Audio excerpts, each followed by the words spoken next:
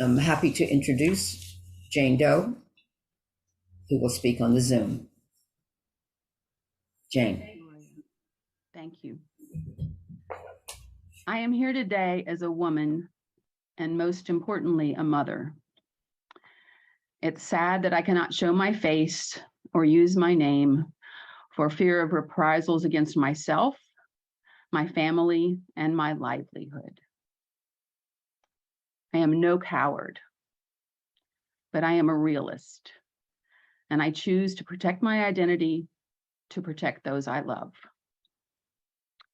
Herschel Walker is a hypocrite, and he is not fit to be a US Senator. We don't need people in the US Senate who profess one thing and do another. Herschel Walker says he is against women having abortions, but he pressured me to have one. I am coming forward now because I saw Herschel deny the allegations by another woman who claimed that he had paid for her abortion. And particularly, I saw him state that the woman's claims were not true because he never signed any cards using the letter H. I knew that was not true because he had often signed letters to me using H. I met Herschel in the 1980s. For 2 years, we initially had a friendship. We spoke on the phone for hours at a time, several times a week. He told me that he had problems with his marriage and wanted to end his marriage. Quite frankly, we fell in love. We began a romantic relationship while he was playing for the Dallas Cowboys in November of 1987. I was living in Dallas, a few miles from where Herschel resided. He came to my home several times a week, where we engaged in an intimate relationship. I also would see him at home games and when he went on the road. I typically traveled and stayed at the same hotel where the team was playing so we could be together. When the Dallas Cowboys traded Herschel to the Minnesota Vikings in 1989, I felt as though I had been traded as well.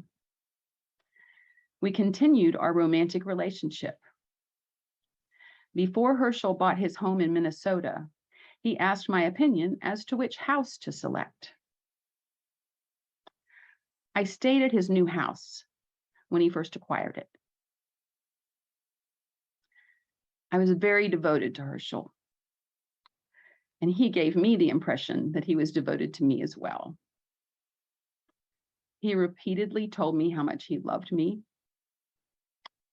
often in writing, and reiterated that he wanted to end his marriage. However, there was always some reason why he wasn't quite ready to do so. He kept leading me on. I believed that he was going to get divorced and that we would then be together forever. He also met with my parents on multiple occasions and wrote a letter to them explaining how much he loved me and that he was serious. In June 1992, Herschel was traded again, this time to the Philadelphia Eagles. Again, we followed the same pattern. I would meet him at his games, and I would also see him when he was in Dallas during the off-season. In April of 1993, I learned that I was pregnant. I was surprised because I had been on birth control during my entire relationship with Herschel. I was certain that I was pregnant as a result of my relationship with Herschel and because I was not intimate with anyone else at the time. I really didn't know what to do. I was confused, uncertain, and scared. After discussing the pregnancy with Herschel several times, he encouraged me to have an abortion and gave me the money to do so. I went to a clinic in Dallas, but I simply couldn't go through with it. I left the clinic in tears. When I told Herschel what had happened, he was upset and said that he was going to go back with me to the clinic the next day for me to have the abortion.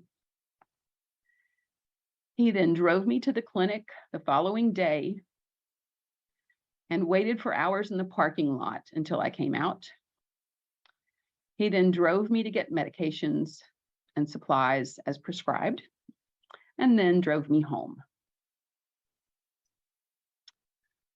I was devastated because I felt that I had been pressured into having an abortion.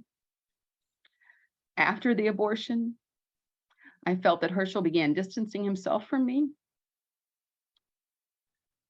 I fled Dallas within days after the abortion and did not go back to even visit for the next 15 years because I was so traumatized by what Herschel had put me through.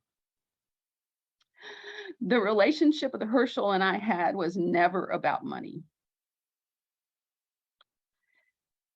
In all the times we were together, he never gave me any expensive gifts, and I insisted on paying for half my travel expenses when I went to see him.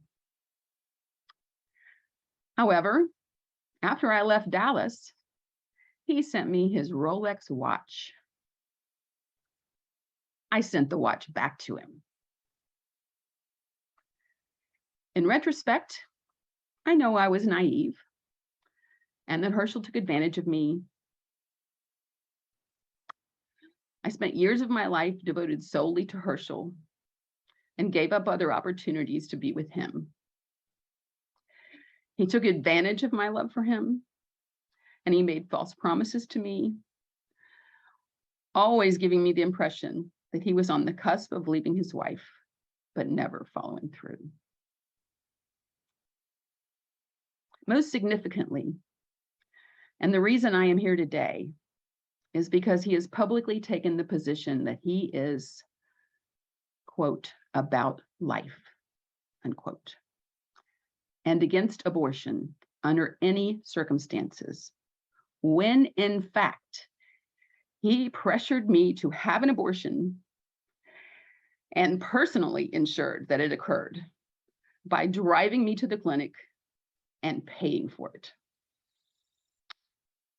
For anyone who believes I am coming forward because Herschel is running as a Republican candidate, that is simply not the case. I am a registered independent, and I voted for Donald Trump in both elections. I do not believe that Herschel is morally fit to be a US Senator, and that is the reason why I am speaking up and providing proof. Thank you very much. That was the voice of Jane Doe, which is obviously not her real name.